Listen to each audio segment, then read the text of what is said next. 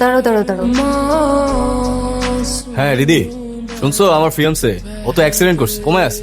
ওকে ঠিক হয় তার কোনো ঠিক ঠিকানা নেই। ডাক্তার বলছে যে কয়েক মাসে ঠিক হয়ে যাবে, কিন্তু আমার কাছে মনে হচ্ছে না ও আর কয়েক বছরও ঠিক হবে। এটা পিছিয়ে হবে, কি আর করার। শুনো, কয়েকদিনে আমরা তাহলে কক্সবাজার থেকে ঘুরে আসি, কি বলো? কি কিছু বলবা? ইভা, উনি কে?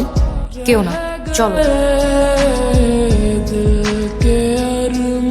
কিরে ফাহাদ, এখানে একা বসে আছিস কেন? বললি ইভা আসবে। একা কই? ইভা তো আমার পাশেই বসে আছে। কই কই ইভা? আমি তো কাউকে দেখতে পাচ্ছি। তোরা দেখবি কিভাবে? ও তো কোমায় আছে, ওকে শুধু আমি একাই দেখতে পাই। আর ওকে দেখার জন্য হৃদয়টা পবিত্র হওয়া লাগে। তোদের হৃদয় তো পবিত্র না, এই জন্যই দেখতে পাস না। আসসালামু আলাইকুম। তোদেরকে সালাম দিয়েছে, জবাব দে। ওয়ালাইকুম আসসালাম। আরে ও ওখানে না, ও তো এখানে। ওয়ালাইকুম আসসালাম। পাগল হয়েছে নাকি? অবস্থা খুব খারাপের দিকে যাচ্ছে, আমাদের কিছু করার নেই। না বেশি করে দোয়া করেন। না না না ডাক্তার সাহেব, না দেখেন, এইভাবে বলবেন না, প্লিজ বলবেন না।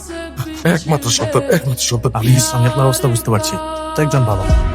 जिसने पूछा हमसे बिछड़े यार থাক থাক থাক, আমি বুঝতে পারছি তুমি আমার কাছ থেকে ফুলটা গ্রহণ করেছো।